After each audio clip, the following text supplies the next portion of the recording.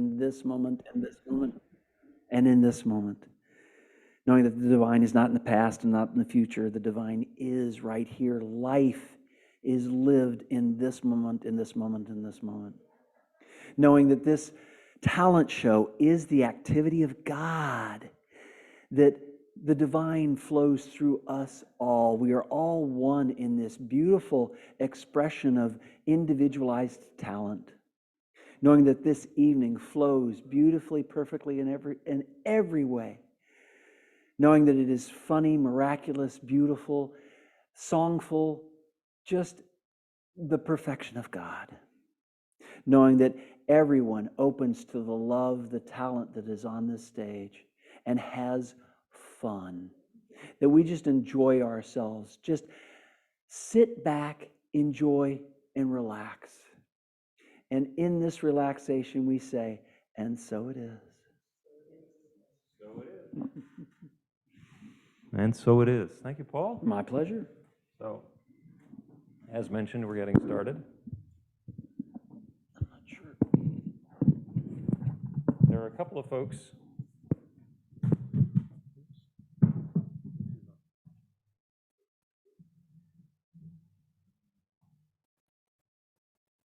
So there are a few folks in the room.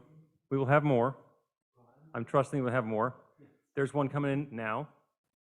PJ, did you buy anything good? In the auction? Sad. They were bidding up a storm on there. It was crazy. I spent a whole bunch of money. Yeah, you did. Yeah, you did. Over $1,000. Yeah, you did. You would have been over $1,000 if you got that second bid. These guys are all talking amongst themselves. Sorry. Okay. Hey, Dave, we go for a nice, as close of a shot as you can get here. We're starting because we got people on the Zoomer and I get it. I'm just saying this is where my music is. Give it to him. give it to Larry. Yep. That'll work. So this whole conference has been like pulling a rabbit out of your hat. You know, we kind of had an idea and then things changed and they changed some more and then they changed some more. And what I like to do is just imagine that we could do that anytime we wanted to. Oh, wait, what? Oh, I love just by making it up. So it's all unexpected. It's, you know, completely unexpected about what could be happening. And you got to keep your eye on it because, you know, you never know what's going to happen. So, you know, there, 1 minute, it's there, right? Okay.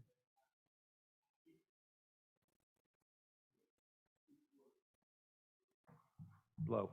1, 2, 3. Yeah. So we're going to do a little magic. We're going to pull a couple of miracles out of our hats this evening. And opening the program, actually reopening the program, is our storyteller, Paul Hoyt.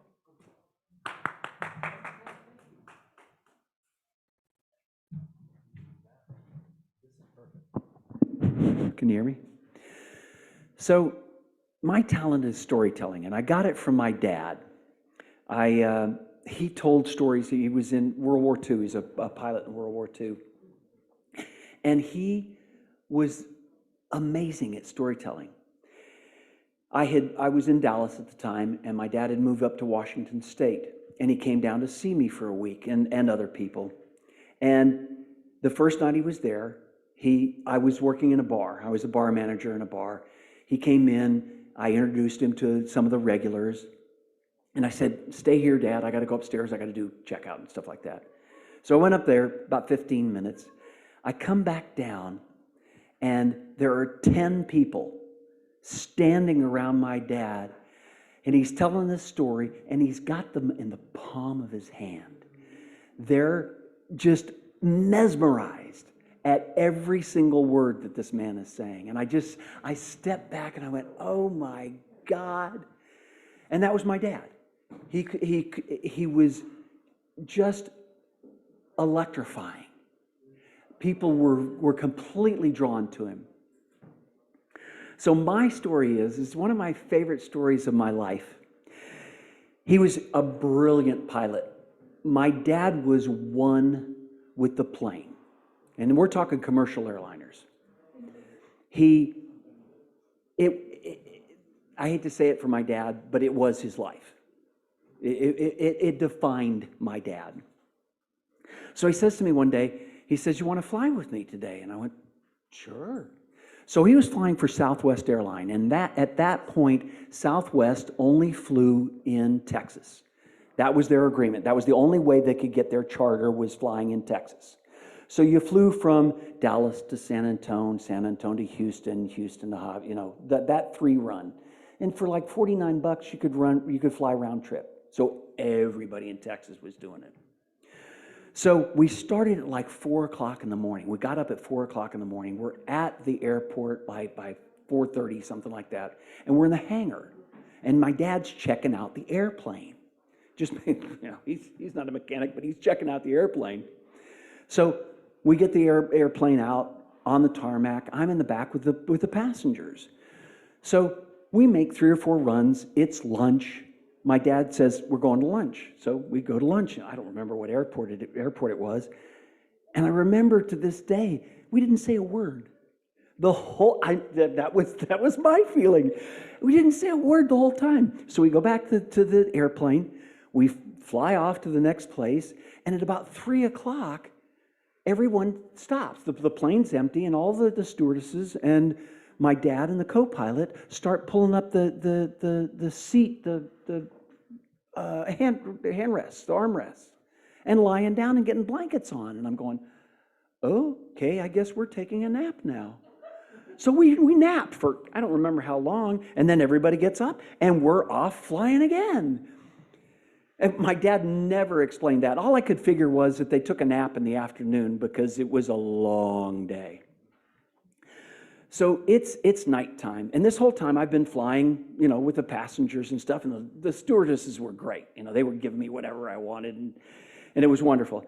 So at the end of the evening, or close to the end of the evening, we're flying from Dallas to Houston, Intercontinental Airport. Now, Intercontinental Airport at that point was one of the international airports it was the only one in Texas. It was a big airport because every other airport was a small little airport. But this was an international airport, and it was huge. So my dad goes, "You want to fly in the cockpit?" And I went, "Yeah, you bet." So he puts me in the jump seat. In the jump seat, you've got my dad, who's flying the plane. You got the co-pilot, and there's literally this small seat that opens up between the two of them. Back, but between the two of them. And it's where the check pilot sits. When they're checking the pilots, they do it every so often to make sure that they are doing what they're doing is right. So I sit down and I'm going, my God, I'm in the cockpit of a 737. And they start their check, and they're talking back and forth, and they're flipping switches, and I'm going, oh my God, this is amazing. So we get ready, and we take off, and I'm going, wow. And it's at night, so I'm looking out the front of the plane, which most people have never been in, and there's lights everywhere, and I'm going, oh, this is too cool. And my dad is flying the plane. And I'm going, oh, wow. So we're flying, it's only like an hour and a half flight. And we're flying into Intercontinental, and my dad turns to me and goes, have you ever seen the emergency runway lights? And I'm going, no. And he says, Tower, can we see the emergency runway lights? And Tower says, certainly. And the runway lit up. It was this huge arrow zipping down the runway. You see the side lights on when you're coming in? They're flashing. I'm going, whoa! It was so wonderful. We land the plane, and he goes, Tower, you can turn the lights off now. And they flick the lights off. It was one of my all-time favorite memories for my dad to go, have you ever seen the runway lights? And just like, boom. Like I said, he was a brilliant pilot. He was literally one with the plane. And it was a joy of my life to spend that time with him and watch him do his magic. So, thank you. Thank you.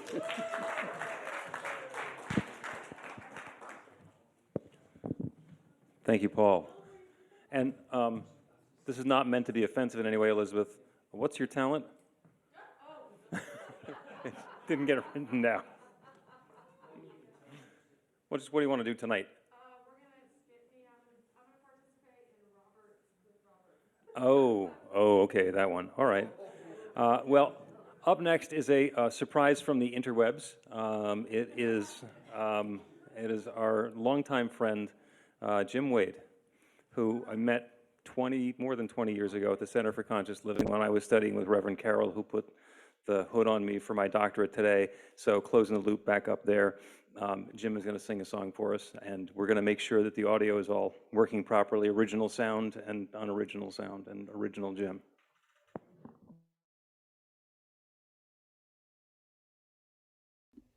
There, are we good? You can hear me? Yes? Okay.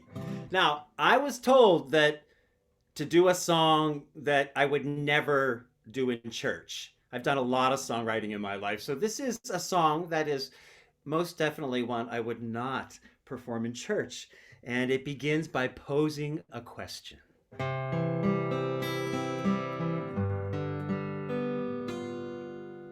If you could live your life over, if you could have another chance, would you make any changes? Maybe, I don't know, learn how to dance. The enlightened ones say they wouldn't change a thing, but I have to admit, I think they're all full of shit. 'Cause in my next life, I want to be extraordinary, brilliant, insightful, a true visionary. Everyone would flock to me for help and advice if I only had the chance to live my life twice. In my next life, I want to be built for adulation, blonde hair, blue eyes, a cause for celebration, chiseled cheekbones and solid as a brick. And while I'm on a roll, I'd like a much bigger. If I could do it all over again, change your what, who, where, and when, I'd be a master of Zen if I could do it again. Don't get me wrong, 'cause I've known happiness. I'm not a total disaster. I had a little bit of success. I know that I must sound greedy, but I really must confess, I want the Holy Grail, the impossible dream. Why should I settle for less? 'Cause in my next life, if I could reincarnate, I would eliminate racism, misogyny, and hate. I disempower the Trumps, win a Nobel Peace Prize, I win American Idol, and outlaw neckties. In my next life, I want to sing like Marvin Gaye, swagger like Jagger, surpass Sondheim's wordplay, be richer than Oprah, funnier than Jim Carrey. My DNA would be studied, I'm that evolutionary, yeah, yeah. If I could do it all over again, change the what, who, where, and when, I'd be a master of Zen if I could do it again.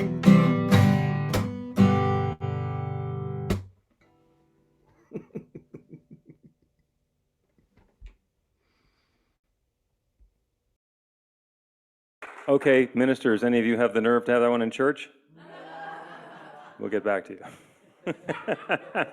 Up next, actually, I'm going to give you up next and up right after that. Up next is Sherry Johnson, who's going to be doing some stand-up, and then PJ Stanley with a song.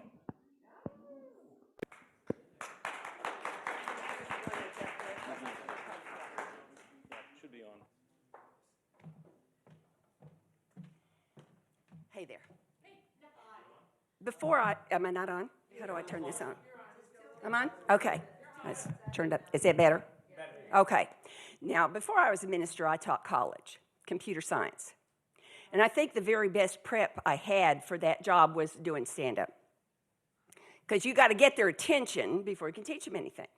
So on the first day of every class, I would give what I called my burden of learning speech. The net sum of that is the burden of learning is squarely, firmly, solidly on the shoulders of the learner. Learn is an active verb, and not even Counselor Troy can learn you. And I would do that by telling parables. stories from my own life. I'm going to tell you two of them. The first one was to illustrate the point that there's no such thing as a stupid question. Unless it's one that you think of and don't ask me that I think of and put on the exam. I was a math major with a minor in physics because the school I went to, UMKC, didn't have a computer science degree until the September after the August that I graduated with a degree in math with a minor in physics. And one of the classes you have to take to get a degree in math is calculus. Now, I love calculus because it's just a set of rules, and if you learn the rules, you put the numbers in this side, and you turn the crank, and you turn the crank, and you turn the crank, and eventually the answer pops out. But on this one day, and I had the best instructor. He, not only did he know math up one side and down the other, but he loved it. He thought it was fun, and he thought it was interesting, which made his classes better. But he made what I call writographical errors. Now, you need to understand that this is long enough ago, back in the 70s, when they used those little right-handed midget desks. So I used 3 desks, one for my seat, one for my feet, and one to write on. And I always sat in the front of the class because I didn't want to miss anything. I was paying my own tuition, and I wanted to get my money's worth. So he'd make a mistake on the board, and I'd raise my hand, and he'd turn after about the 3rd day. He'd turn around, and he'd look at the board, and he'd go, "Oh, look at that. That x squared looks just like an a cubed." And he'd take down the a cubed, and he'd put up an x squared, and my hand would come down, and the class would go on. So this one day, he's teaching a technique called integration by partial fractions. Now, the problem is that he did not say, "I'm going to teach a technique called integration by partial fractions." He just said, "We're going to talk about our partial fractions today." So he puts this equation up on the board, which is, for those of you who don't know math, a definition. Though I assure you he did not use that word. He put up ABC equals XYZ, and my hand went up. And he turned around, and he looked at the board. And he looked at the board. And he looked at the board, but he couldn't find anything wrong because he hadn't made a mistake. So finally he turned around, and they're snickering like that, you know. He turned around and said, "What's the matter?" And I said, "Nothing, I got a question." And half the class fell on the floor laughing. So he said, "What's your question?" And I said, "How come that's not ABC equals PDQ?" And he said, well, he instantly understood my problem, but he didn't say what he understood. He said, "Well, because it equals XYZ. And I said, "Well, you know, I believe you because you have never lied to me yet. But what I don't understand is why ABC doesn't equal PDQ. And he said, "Well, because it equals XYZ. And I said, "I'll take your word for that, but I really need to understand why ABC does not, in fact, equal PDQ." And he said, "Well, because it equals XYZ. And I said, and 5 minutes we're doing this. He was on first thing. And finally I said, a little light goes on over my head. "Wait a minute. Are you saying that ABC is defined to be XYZ?" And he says, "Yes," as though he had said those very words, which he had not. Well, luckily, there was only about 3 minutes left in class because he could have never got the rest of them up off the floor where they were rolling around, clutching their sides with tears running down their faces and no noise coming out. But 3 weeks later, when we took our final exam, which was half the letter grade for the course, it was 5 questions. One of them was integration by partial fractions. If I hadn't been willing to entertain my classmates for 15 minutes, I'd lost a full letter grade in my class. Okay, here's the second question.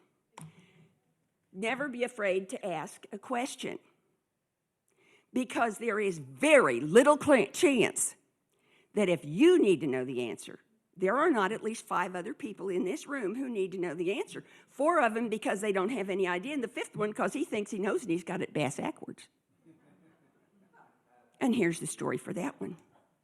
Another class you have to take to get a degree in math is called number theory. Now, this is really false advertising because you're not allowed to use any numbers. It's a theory of what makes numbers numbers and why they work, and it doesn't have any numbers in it. And the instructor was the chairman of the math department, and he was brilliant. Little short on the communication skills. Class starts as 5 students because it's a senior level class, and one of them's a graduate student. Okay. And I'm sitting in the front with my 3 desks. And there's this big, long blackboard. And he gives us the syllabus, and he tells us who he is and when his office hours are and what the homework's going to be and yada, yada. And he says, "Are there any questions of an administrative nature?" And we all said no. So he walks over to the left-hand corner, and he starts writing. And he writes until he gets to the lower right-hand corner. And then he says, and when he gets about this far in from the top of the left corner, my hand goes up. And he just keeps writing. So he reaches for that eraser. And as the eraser touches the blackboard, I yell, "Whoa!" And he whirls back. And he says, "Is there a problem?" And the others are all going, "It was her." And I said, "Well, yeah, I'm not holding this guy up here." And he says, "I see. Well, where's the problem?" And I said, "Over there, about that far in." He says, and he looks at the class and they're all going, So he says, "Well then," and he goes over and he erases and he just starts again. He doesn't do anything different except now and for the rest of the term. When he reaches for the eraser, he turns around and looks at me and says, "Are there any questions?" And they're passing me notes. And I just start with the first one and he answers it until I say, "Okay." And then I read him the next question and he answers it until I say, "Okay." And when I run out of questions, then he picks up and starts over again. Now, if I hadn't been willing to yell at my instructor, none of us would have graduated, including the graduate student. So never be afraid to ask a question.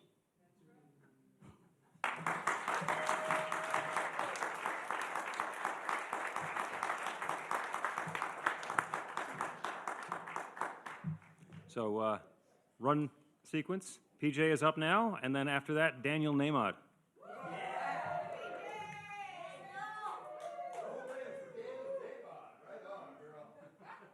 Exactly. Thanks for letting me go before him. Appreciate that. Am I using this one? This is the one I'm using?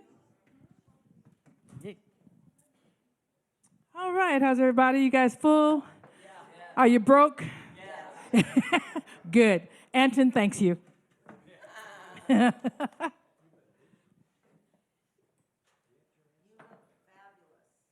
you. Ew. Yes. I wanted something to show underneath the gown. Thank you.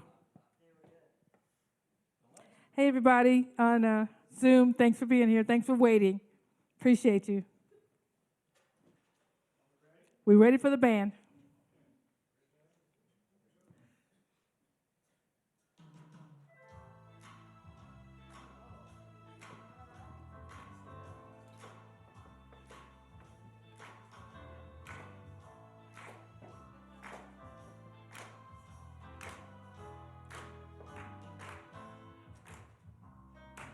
Never knew how much I loved you.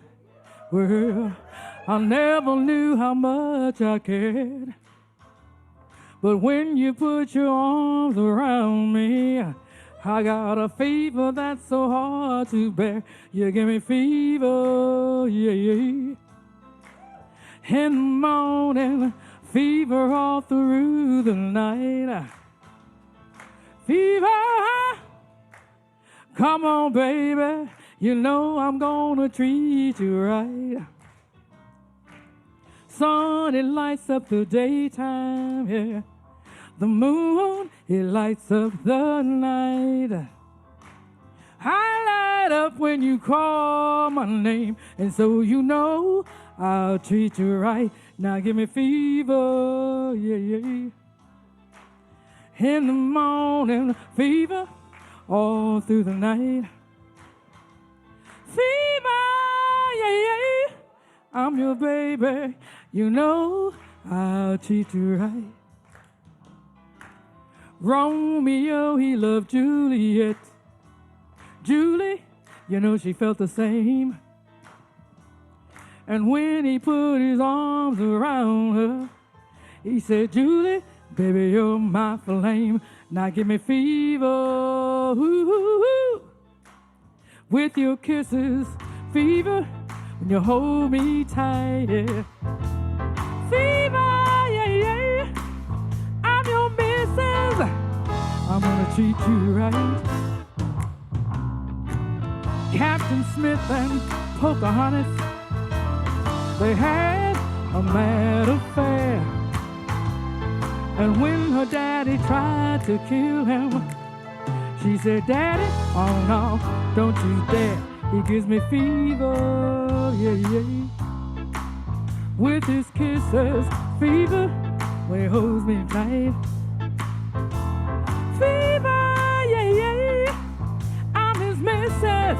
Oh, he treats me right. Everybody's got the fever. Well, this is something you should know.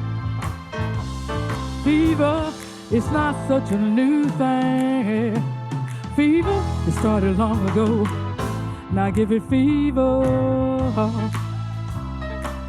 With your kisses, fever, when you live and learn.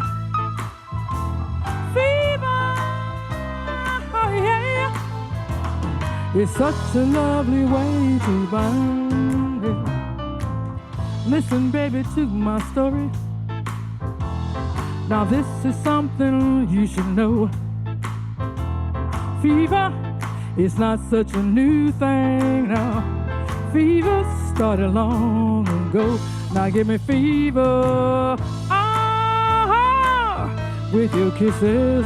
Fever, when you live and learn. Fever, oh yeah. It's such a lovely way to burn. Oh, it's such a lovely way to burn. Ooh yeah. It's such a lovely way to burn. Thank you. Thank you.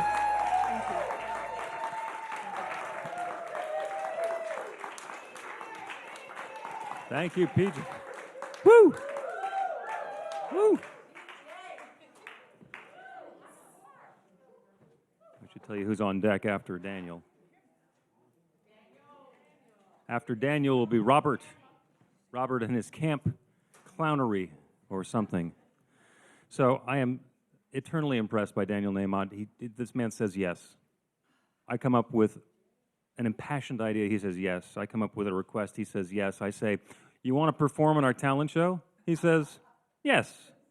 So, as you know, we tend, for this particular event, to invite New Thought musicians to do completely not New Thought songs. And when I was teaching or leading a teen group, Daniel came out with Waiting for Betsy, which is completely inappropriate music. So what I told him is, you can do some Waiting for Betsy or whatever it is that you want. Ladies and gentlemen, Daniel Nahmod.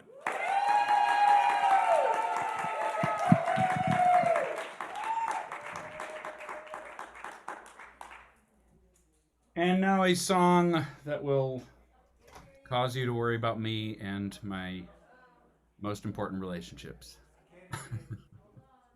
There we go. We need you to start again. Oh, You guys got it? Hang on a second. Stand by. It's Not not working? you, it's us. okay. You got it now? Jim heard my joke. There we are. All right, Joke can you hear again. me? All I said was the Knocking song. you into the house. Getting All- in the monitor. But not All I the said house. was the song's going to make you guys worry about me. That's all. Okay. And actually, it ought to make me worry about me. Come to think of this. But I did write it before I met my wife, so there you go. All right, you ready? Here we go. Yes, Waiting for Betsy is a pop record I made. I was working on it in 2007, 2008. And, it was way out of my comfort zone. I am very, very uncool, and I have no business singing these songs, and maybe that's why I almost never have. So here we go. But it has been on TV a lot and movies and stuff, so the music has been successful, and more than anything, it was just one of the most satisfying creative projects I've ever been involved in with some of the best musicians I've ever worked with. So here is a moderately insane song from Waiting for Betsy.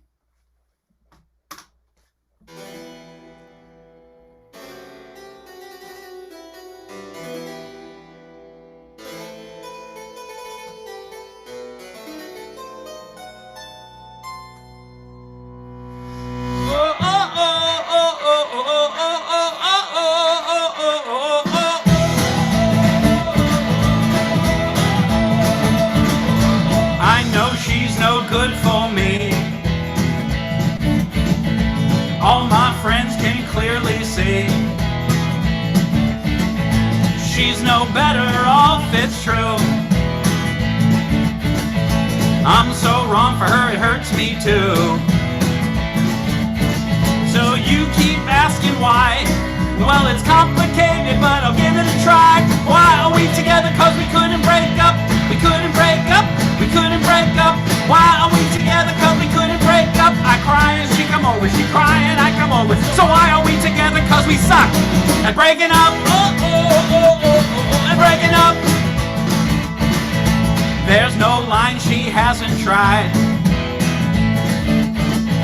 I myself have cheated twice. I don't deserve you, so cliche. Not ready for commitment, well, it worked for a day. Yeah, I jump off a cliff, but she'd probably end up coming with, why are we together? Cause we couldn't break up. We couldn't break up. We couldn't break up. Why are we together? Cause we couldn't break up. I cry and she come over. She cry and I come over. So why are we together? Cause we suck at breaking up. And breaking up. It ain't like living with her is a living hell. But it don't help that I'm under your spell. So how am I supposed to leave my head when I'd much rather be with you instead? Here we go!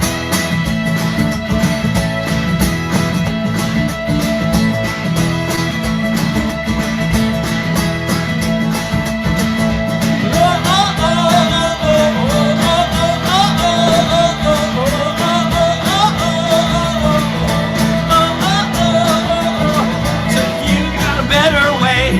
Well, better hurry up, cause today's our wedding day. Why are we together? Cause we couldn't break up. We couldn't break up. We couldn't break up. Why are we together? Cause we couldn't break up. I cry and she come over. She cry and I come over. So why are we together? Cause we suck at breaking up.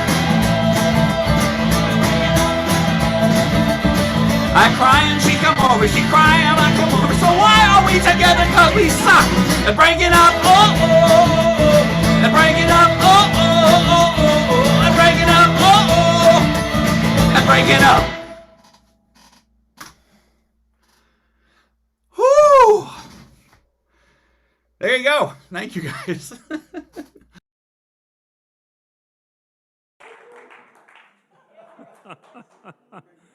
Oh, thank you. Ah. Bravo. Thank you, Daniel. So here's the fun part. An inspiring week together at Unity Village. We're hearing from Mitch Horowitz and Paul Selig. And what we're going to remember is Daniel Nahmad, that we suck at breaking up. So perfect. Mission accomplished. Luckily, we've already turned in our evaluation forms. So Marcy is on deck, and Robert Brzezinski and his team are up now.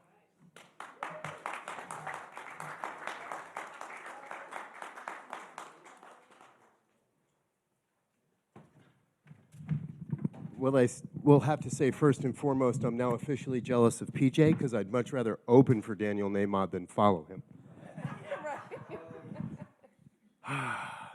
But I was told that the key to being a really good minister is to be able to create a really good story and take people with you to the place of the story, right? So the story I want to share with you tonight happens on Venice Beach. Anybody ever been to Venice Beach? Yes. Good, I never have. So I probably might mess up the story a little bit. But I'm pretty sure that if you were at Venice Beach, you would not be wearing that vest. Would you agree? If you're at Venice Beach, you probably wouldn't be wearing this shirt either. So this story happens at Venice Beach. And in order for this story to happen, one of the other things I was taught as a minister is you don't do it alone, right? You make sure you have good people with you. Good assistant, well, senior ministers that will play the assistant minister if you need them to. And I was also taught that you need really good volunteers. So how many people in the audience like to laugh? Raise your hand. Okay, well then you just volunteer. Come on up here, Neil. He was on my hit list anyway. Who else likes to laugh and feels that they know how to tell a joke? Raise your hand. Good. PJ, you didn't raise your hand. You get to come up here too. So what happens on Venice Beach has to stay on Venice Beach, yes? And you know, I got to tell you, you just cannot live on, you can't be on the beach with sandals. No. You wait until your lines. Stay on script, please. So, one of the things that happens on all right, well, let's just do this. PJ, if you would stand right where Elizabeth is. Elizabeth, come out in front. Okay. PJ, you can kind of stand, just hold that over there. Neil, would you come over here and hold this over here? Yeah, there we go. I still don't feel like I'm in the beach mood. Are you? Oh, man, what are you doing? What's going on back there? All right. Now I'm feeling like I'm in the beach mood. All right. And one of the things that I always loved about being at the beach was the candy stores. Fresh cotton candy and saltwater taffy and fresh gummy bears, and you could get anything you wanted. Although I've been told you can't get Swedish fish in Sweden. But you would have the candy store, and what we want to do today is try to take you to the essence of what it's like to be on Venice Beach trying to get some candy on a Saturday morning.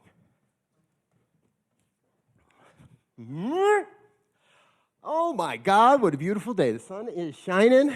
I've got this amazing candy store, and I can't wait for my first customer to just come strolling up along the boardwalk and ask for some candy. I wonder where my first customer is going to be coming from. Hello.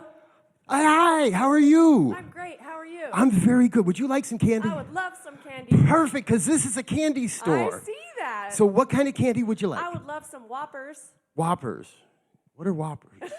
They're those chocolate balls. Oh, with those little malted- milk dud kind of, but not milk duds. Not milk duds. But kind of like milk duds. Kind of like, well, yeah, kind of. Okay. They're round. They start with a W name? They start with a Yeah, Whoppers. yes. Whoppers. WHOPPERS. WHOPH. No, wait. Oh, WH. Starts with a W. You're never going to believe this. I'm completely out of Whoppers. What? I've got a truck coming on Tuesday, and right now I don't have any Oh, Whoppers. But man. is there anything else you might like? How about Rolos? Do you have any Rolos? You know, Rolos. That starts with an R. Yes. R's are going to be Is that by Hershey or by Mars? I don't know. You don't know. It's just a Rolo. Okay. It's a Rolo. Everybody has Rolos. Rolo. Here. No, not roly-polies. Wow. Okay. Somebody didn't restock the Rolos. All right. Let's twizzlers. Twizzlers. Do you have any Twizzlers? Black licorice or black Twizzlers? Strawberry. Or red? Strawberry. Good, because the black stuff is no. Okay. That's not real candy. only in the liquor. Whoa. The architecture is talking to me now. Twizzlers, black Twizzlers. We want black Twizzlers. No, red. Red Twizzlers, red and black combined. No, strawberry. I don't have a. Oh my gosh. But I have a truck coming on Tuesday, and it's going to have all kinds of candy in it, and I'll have all. So But today's Wednesday. I gotta wait till Tuesday to get some Twizzlers.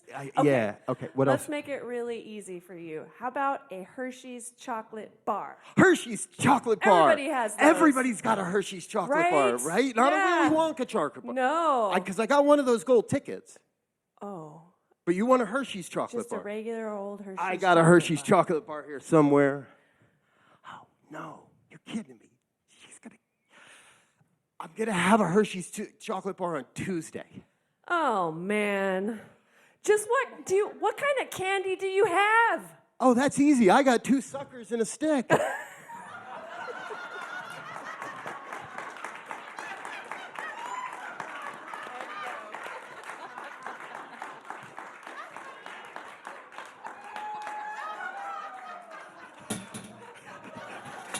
And that joke is brought to you by the teens of Centers for Spiritual Living and inspired by Reverend Bill's presentation earlier this week to bring this joke forward. Thank you all for your participation.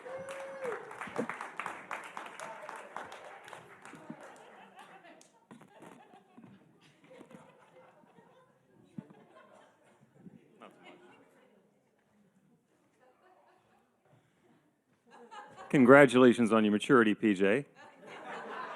You didn't take his pants and run out of the room. It's a possibility. Not an offensive question. Gay, where's Gay? Gay, there you are. There you are. No, I just want to know what your talent is because it wasn't written down. I think it's poetry, but you tell me. They all are. Yvette is on deck, and as I said, Marcy, right? Marcy's up now? Marcy here? Ooh, Eve, you're up now.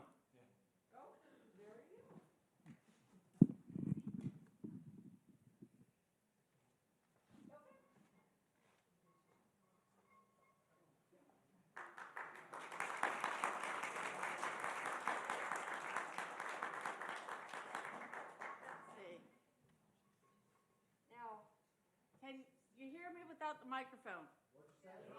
No. Okay. I'm going to be sitting on the floor. Perfect. I'm in wait.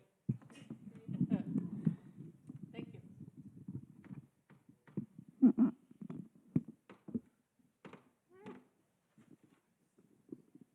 It works. They'll hear it.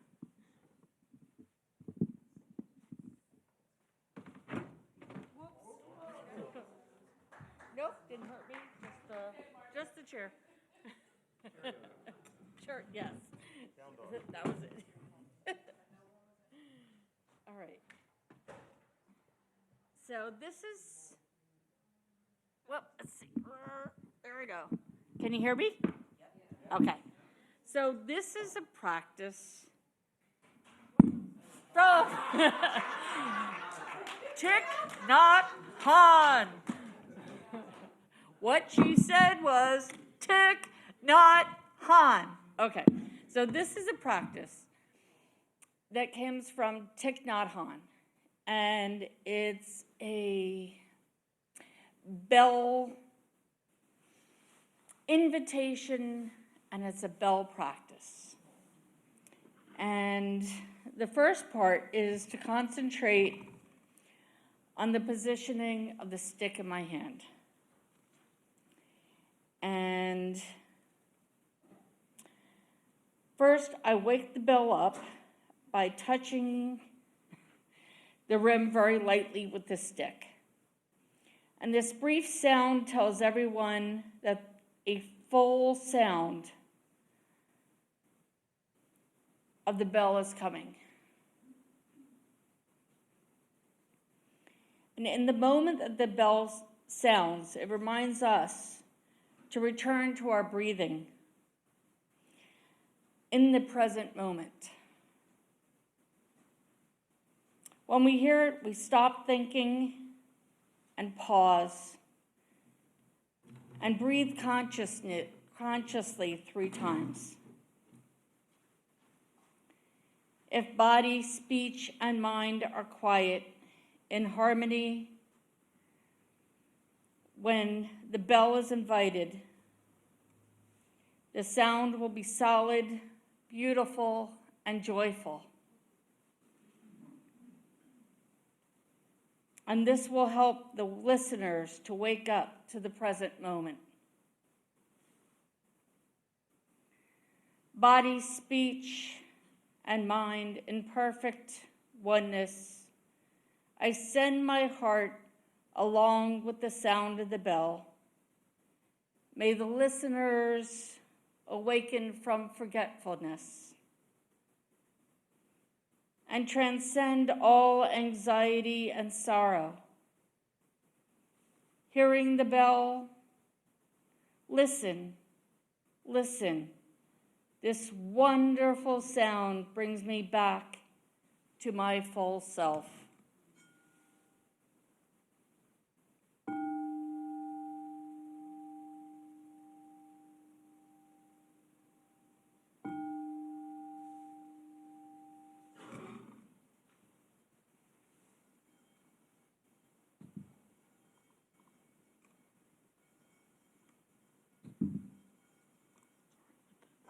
Hold on, let me move the mic there, away from it there.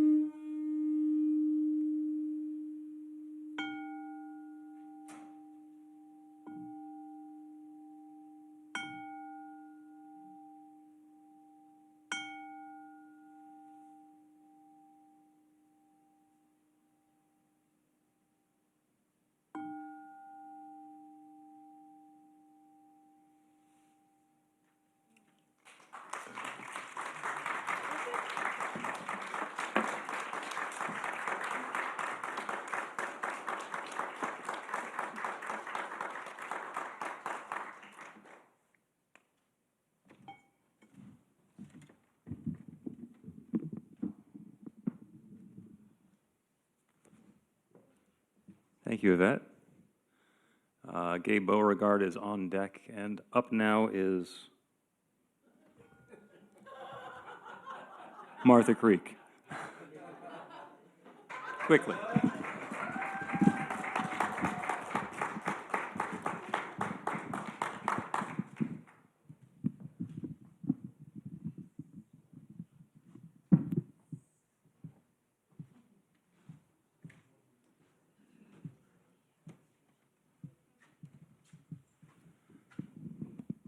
Ready? Alpha and Omega. Roll it.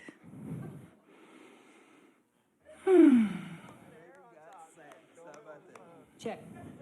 Mic check, 1, 2. Check. Hey, listen, woman, while you're up there, grab me some more beer. Yeah, get some round. Come on. Come on, baby.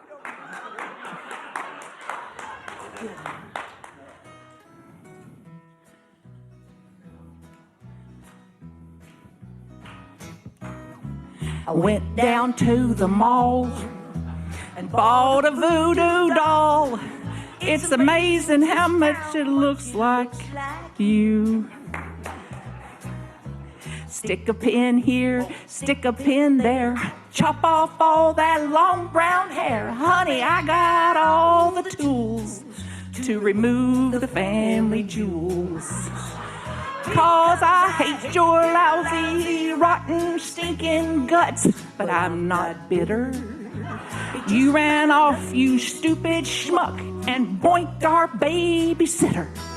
Well, if you were here right now, I'd rub your face in kitty litter. 'Cause I hate your lousy, rotten, stinking guts, but I'm not bitter.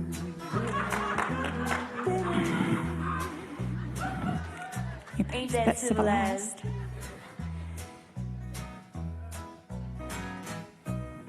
Policeman came to see me, you whining little weenie. A restraining order's taking things too far. Sure, I broke your nose, burned up your clothes, and strangled you with pantyhose, but you can't blame me for that tumor. Where's your sense of humor? And now I hope you're real darn happy in your life, you spineless quitter. You ran off so you could boff our bimbo babysitter. Well, if you were here right now, I'd rub your face in kitty litter. 'Cause I hate your lousy, rotten, stinking, cradle robbing, big rat finking guts.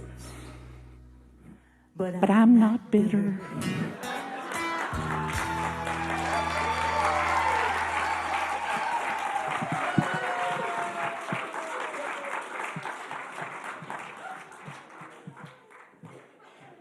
Michelle Wadley is on deck, and now Gabe Beauregard.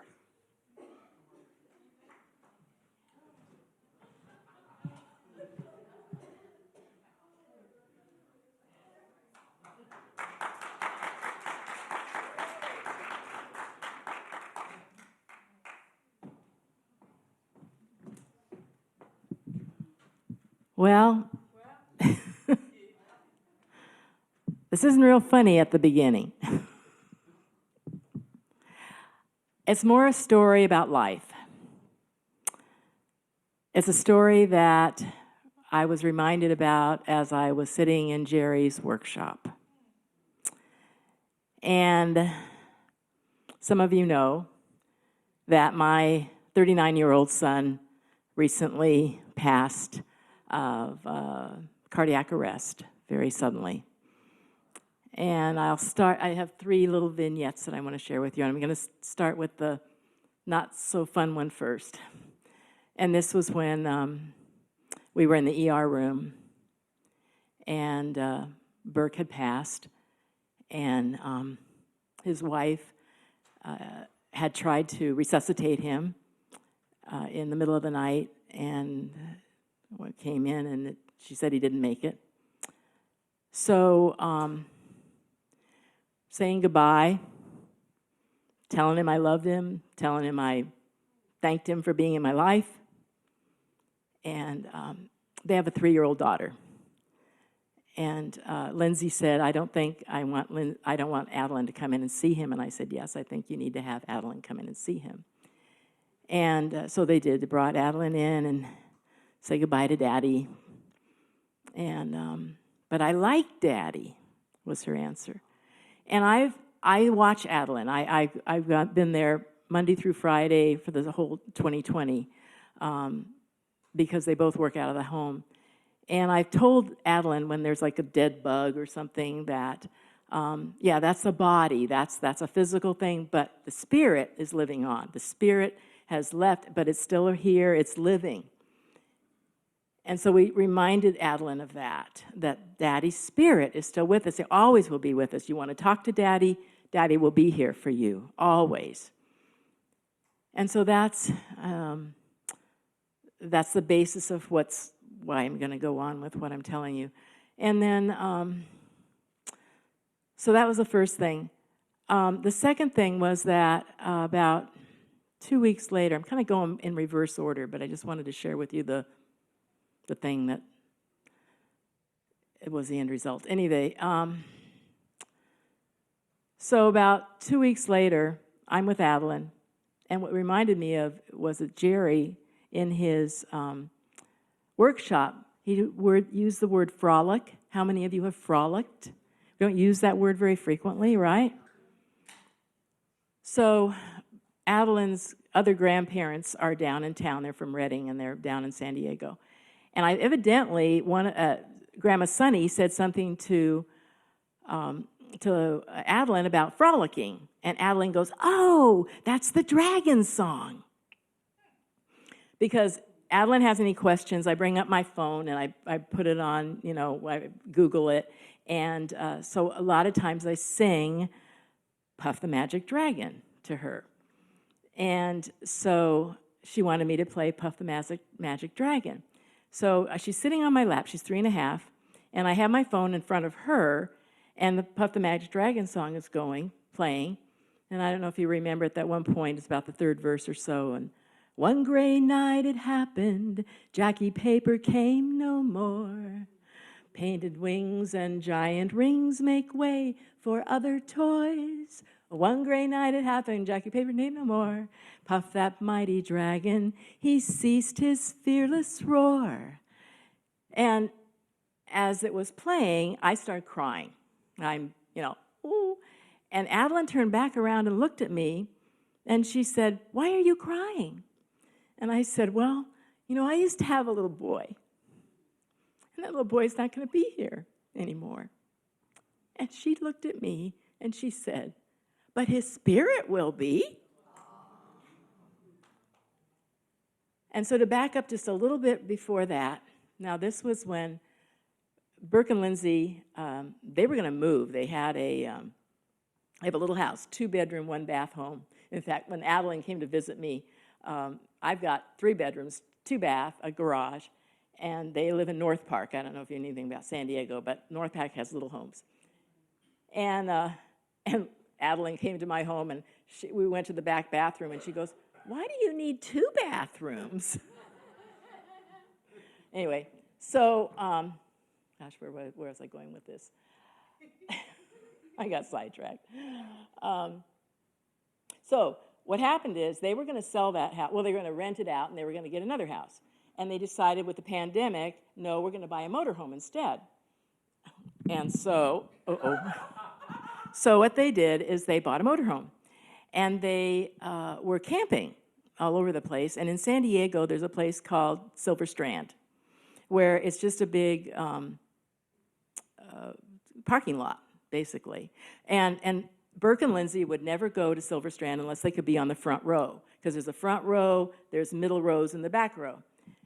So they were on the front row, and so Burke had his first heart attack on July 11th, and they sent him home with medication, and it wasn't enough, and anyway, they did a procedure, and I think that's probably, anyway. So they're at Silver Strand. This is like, it was Labor Day weekend in September. He passed on September 24th. In any event, so and he had an issue, and they called 911. So Burke and Lindsay are gone to the hospital. Call me up, can you come watch Adeline at Silver Strand? Sure. So I go to Silver Strand to watch Adeline, and we come in the motorhome to have our lunch. And they have a dog named Bailey. He's a real cute little fluffy white dog. And we have Bailey tied up outside the motorhome, and we were eating our lunch, and I see this man walking through our campsite. They're very narrow. It's literally 10 feet, 15 feet, something. So this guy's walking through the campground, and I see him kind of jump. I didn't hear a thing, and I thought, well, what was he doing? What was that all about? And then he walked by, and then he came back, and he goes, excuse me, and he walked out, and I go, yeah, what's going on? He goes, your dog just bit me. Has she had her shots? I don't know if the dog's had the shots. It's not my dog. And I'm just, this is true confessions now, because I kind of questioned, the dog bit you? I didn't hear the dog growl, didn't hear anything at all whatsoever. He didn't yell, nothing. The dog bit you? Yeah, I said, I don't know if she had her shots or not. And so I looked down, and sure enough, his ankle is bleeding. He goes, well, let me go clean this up, and I'll be back. I told him, and by that point, I knew that Burke and Lindsay were coming back. Burke was okay. So then he goes on his way. Burke comes back. He's okay. They're fine. I'm leaving. I go out to get in my car to leave, and I had my phone in my back pocket, and I went to the public restroom, took the phone out of the back pocket, and I put it on the little ledge by the toilet paper. Go back out to my car, no phone. Oh, go back into the little restroom thing, not there. Well, Burke had this app on his phone that says he knows where my phone is, because I'm supposed to be there at 7:30, and if I'm late, oh, Mom's, on this street. He can tell me where exactly my phone is. So I go back to Burke. Burke, I think my phone is, I don't know where it is. Somebody took it. Oh, it's at the ranger station. Okay, so I go to the ranger station, and here the guy is that got the bite. And see, the thing of it was, when he came through, I honestly have to say, I wasn't being very ministerial. I had a lot on my mind. My son was in ER. He had just been, this and that was on my mind, and I literally was defending the dog. I mean, you're walking through our campsite, buddy, and the dog just bit you. Yeah. That's not a good thing. You shouldn't be walking through the campsite. So I guess I said that to him. I said, you really shouldn't be walking through the campsite. And then, I guess I wasn't very compassionate. So when I go to the ranger station to pick up my phone, and the guy is there. And he looks at me, and he goes, okay, I wasn't going to turn this in, but because you were such an asshole, I had to turn this in. And I thought, asshole? I can't be an asshole. I'm a minister.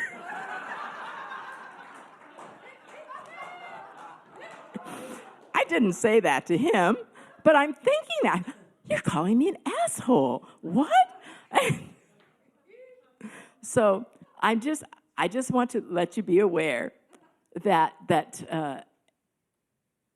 it was a lesson for me to be more compassionate, to be more considerate of the individual than the dog, and that's my story.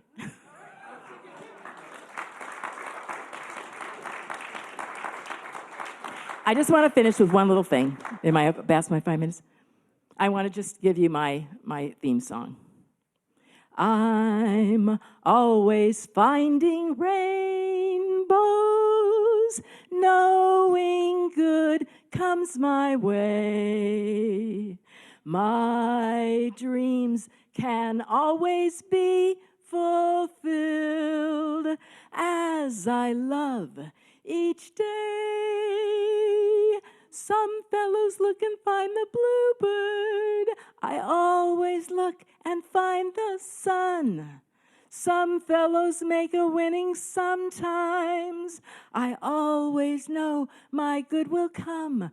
Believe me, I'm always finding rainbows, knowing God's ever-present goodness is mine. Thank you.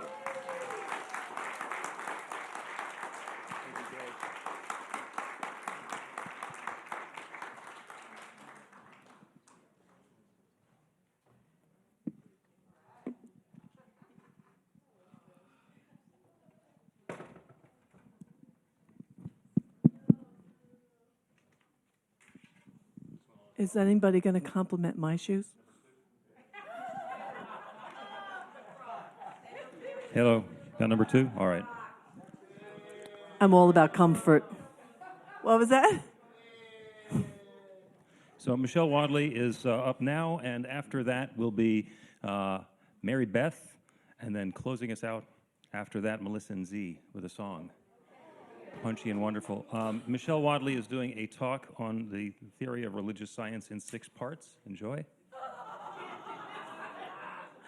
So if you know anything about religious science and the science of mind, you know that the first 4 chapters of the textbook are the single most important 4 chapters of the entire book. Matter of fact, the rest of the book. Excuse me. I understand you're a religious science minister. Yes, I am. Well, I'm interested in learning more about religious science, or do you call it the science of mind?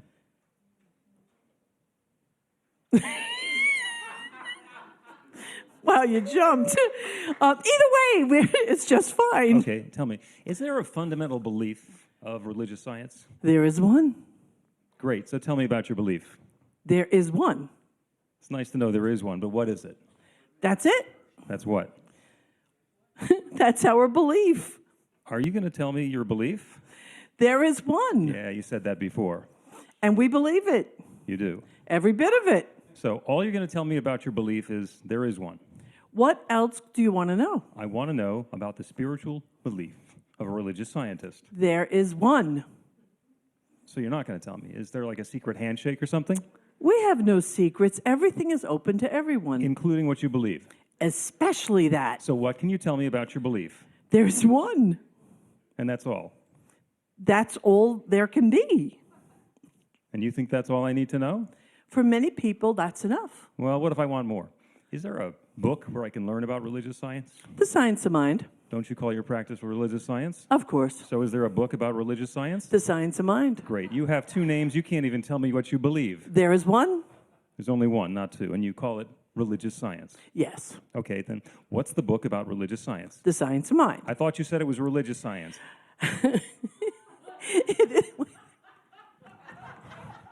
It is religious science. And you have a book about religious science? The Science of Mind. Yeah, I'm not getting anywhere here. All right. Let's try a different angle. Is there a magazine about religious science? Science of Mind. Forgive me. Is there a magazine about science of mind? Yes. What is it? Science of Mind. Yes. Yes. Science of mind. Yes. The magazine. Yes. The Science of Mind magazine. Yes. The Science of Mind magazine is called Yes. No. No? Then what's the magazine about the science of mind? Science of Mind. Yes. Yes. That's the name of the magazine. Yes. So when I want the Science of Mind magazine, I ask for yes. Nope. No? Of course not. We have no yes. I'm having some trouble following this. I'm here to help. All right. I heard that you believe we create our experience with our thought. We believe that deeply. Is there a publication that can help me with my creative thought? Creative thought? Right. Absolutely. And what's the publication about creative thought? Creative thought. Right. Now you've got it.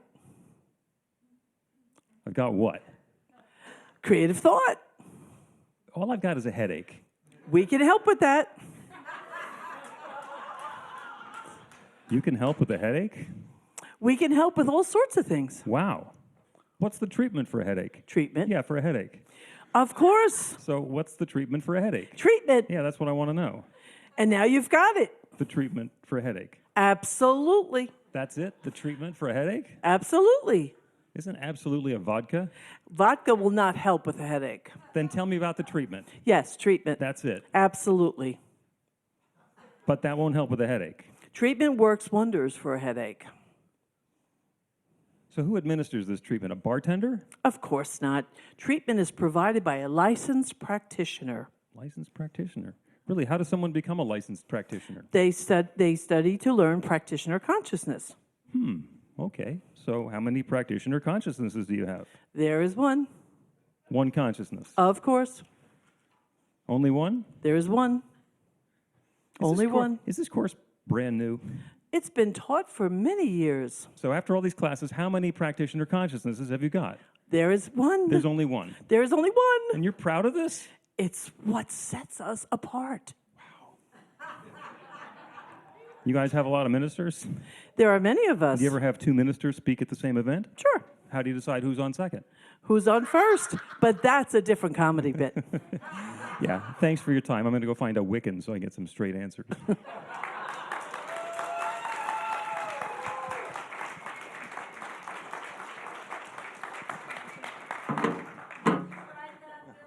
that?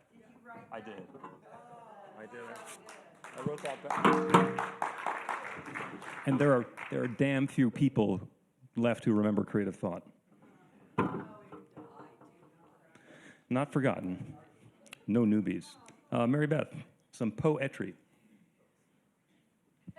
These are metaphysical musings, or meta-musings. Thank you. Okay, well, about 3 years ago, when we had a talent show, hopefully not many of you remember, I got up here and did Harry the Hairy Ape and made a total ass of myself, so I'm not doing that tonight.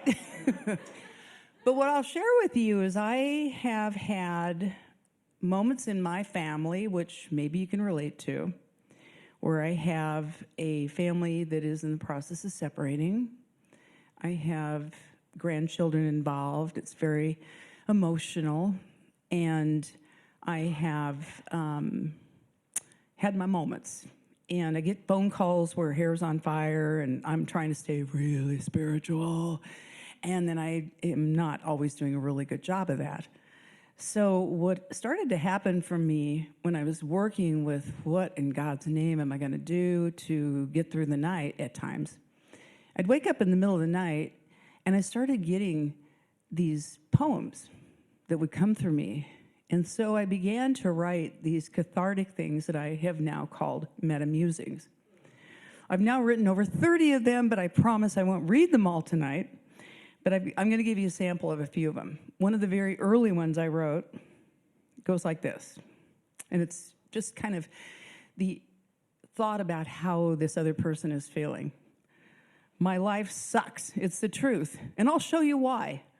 I have evidence mounting from here to the sky. You can't tell me my troubles are simply illusion. I have piles of evidence to prove my one and only conclusion. My life sucks. It's the truth, and I'll show you why. So they evolved, and another one I've got is, the longer I live, the more, these are now I started to evolve myself. The longer I live, the more I have found what I'm seeking from you, I should just turn around and find what I'm seeking is in me, not you. So you cannot give it whatever you do. I can rant and can rave, but I'm here to tell the belief you complete me will make my life hell. What I yearn to complete me has been here all along. It's right here inside me, right where I belong. I'm going to continue. Here's one I wrote about one of my family members in his voice. She's done me wrong. She just wants money. Sure, it's been a while since I called her honey. Bought her flowers, cards or such. Why should I when she makes life rough? It's not for me. If not for her, I'd like my life. But here I'm stuck with an angry wife. Well, I'm moving on. Soon I'll be free to find a woman who's just like me. Again.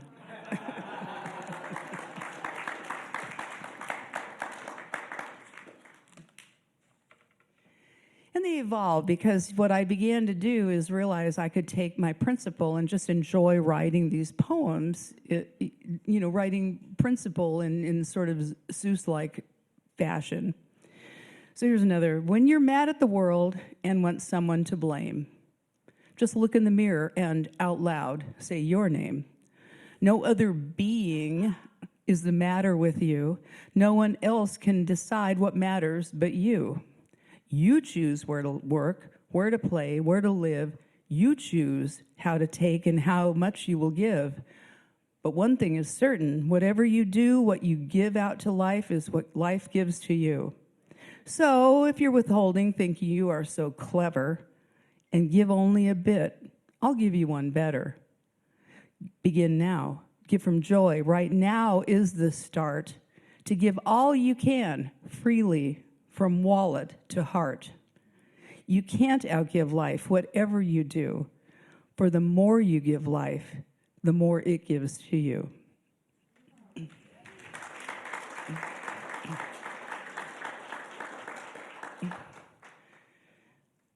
Yeah. Okay, let's make one thing perfectly clear. We're working with energy here. You don't have to like it. It just helps if you do. No other is ever the matter with you. We're just working with energy here. To stay in resentment and think you'll be free is like tying a rope to the trunk of a tree, then telling the tree to let go. Can't you see? We're working with energy here. You've tied yourself up to this pain you now feel and think you've got the raw end of the deal. Is keeping your story so painfully real. We're working with energy here. You don't have to like it. It just helps if you do. No other is ever the matter with you. Give this a chance. You'll see that it's true. We're working with energy here.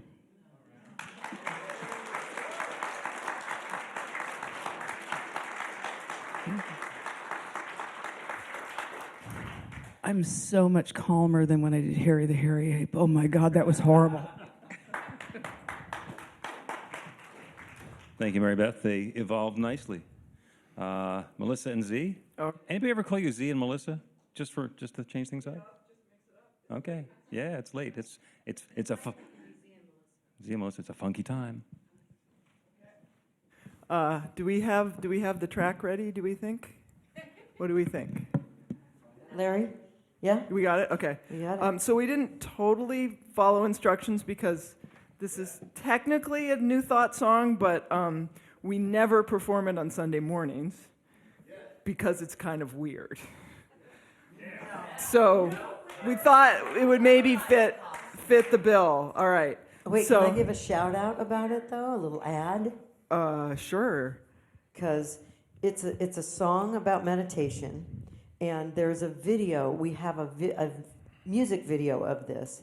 If you're ever teaching a meditation class, it would be great to show the video to the class after they've been meditating, and they will have an understanding of it before they hear the song, as we know you will. Okay. All right. Okay, so this song is for anyone who has ever practiced the art of meditation.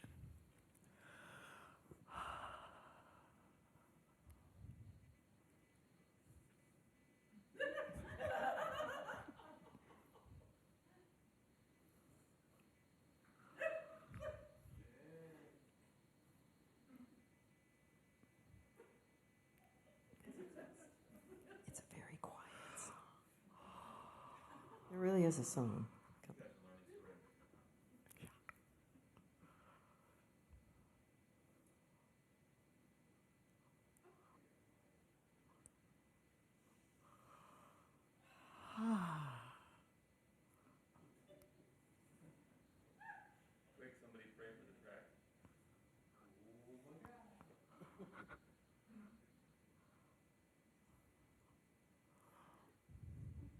I have a joke I can tell. No, that's right. Okay. Focus.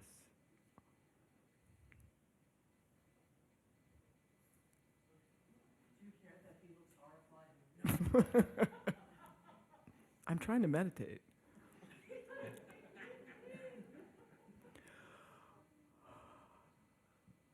One of my favorite things is to try and mess with Z when they're trying to meditate. I go in and I go. What's going on here? Larry has a new toy. Okay. Oh. But right now, I think the new toy is using Larry for a new toy.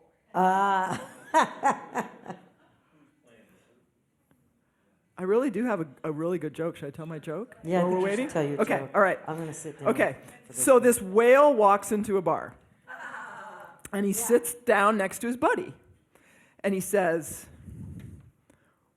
"Ooh, ooh, ooh."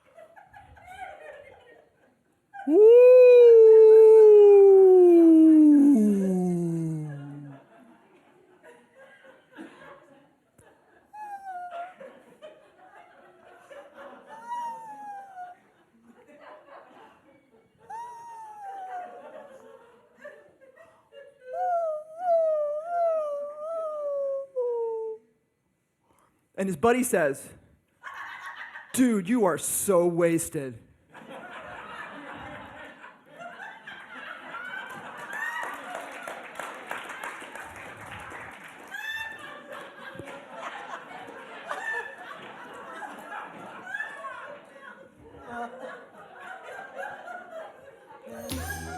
Oh, the track's ready now. Okay, now you got to back up. Okay, we'll go back. All right. Okay. I actually got to tell that joke in church the other day. Oh, whoops, okay. Now we're really ready. Okay, all right. This song is for anyone who has ever practiced the art of meditation.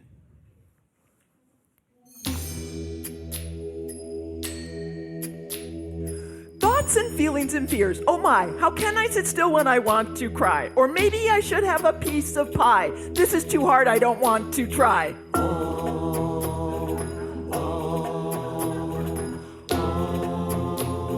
My nose has an itch, I will scratch it. But I am not supposed to scratch it. I'm supposed to be chill, it's supposed to be chill. Nirvana will come and I'll catch it.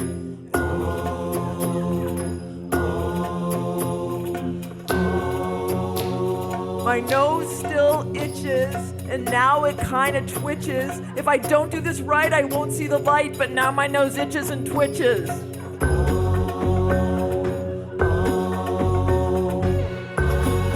is the music of the mind. Chatter, chatter. And in the middle, you will find it doesn't matter. All you can do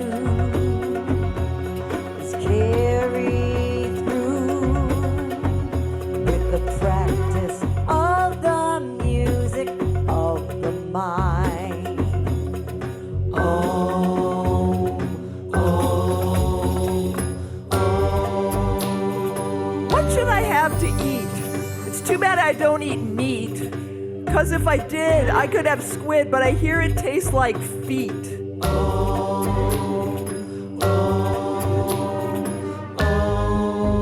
Now everything is very slow. I think I must be in the flow.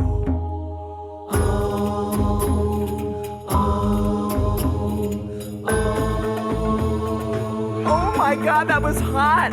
I'm better at this than I thought. My mind is like air, clean and spare, but wait, now I'm thinking a lot.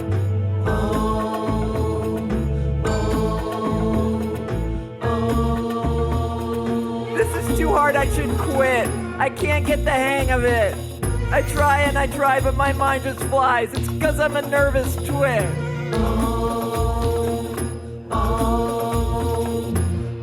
This is the music of the mind. Chatter, chatter. And in the middle, you will find it doesn't matter. All you can do is carry through with the practice of the music of the mind.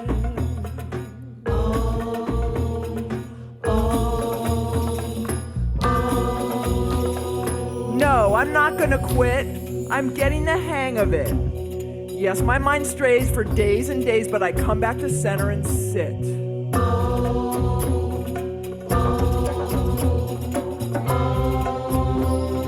Thoughts and feelings and fear. Oh my, how can I sit still when I want to cry? Or maybe I should have a piece of pie. Thoughts and feelings and fears. Oh my!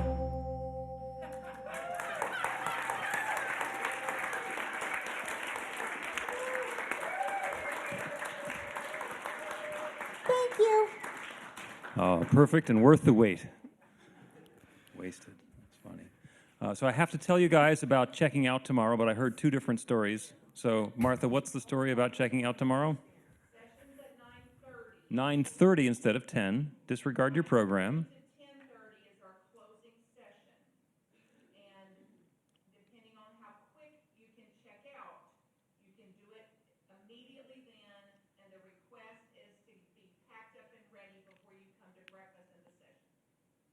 Show up, suit up. There you go. They cannot extend checkout because they've got a quick turnover and another group coming in. And so please don't make your request.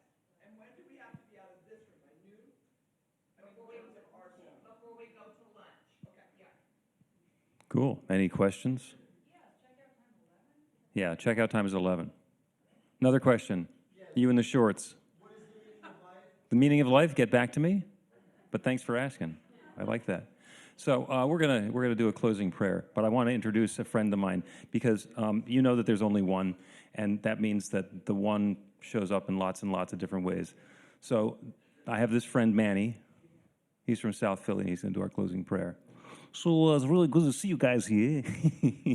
I know a guy. This is one guy. Now imagine this infinite creative power. You know how big that is? That's huge. That's really that's big.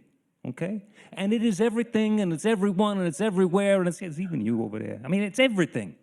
That one shares itself as all the stuff, you know? Like right here, you're all it. We're all it. So, and that one is good.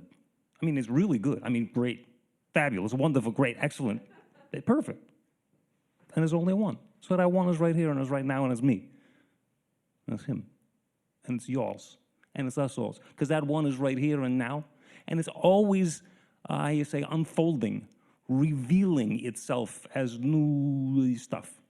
So that stuff is good. And it's good. And it's really good. And it's happening for all of us, and it's happening for each of us. And tonight has been an opportunity for that stuff to be good. So the more good keeps on going on. And it's great. And it's wonderful. And it's, so you can be like, happy, thankful, grateful even. You can adopt an attitude of gratitude for all of the good. So the good is here, and it's now, and it's what it is. Bada bing, bada boom. Great night. Thank you.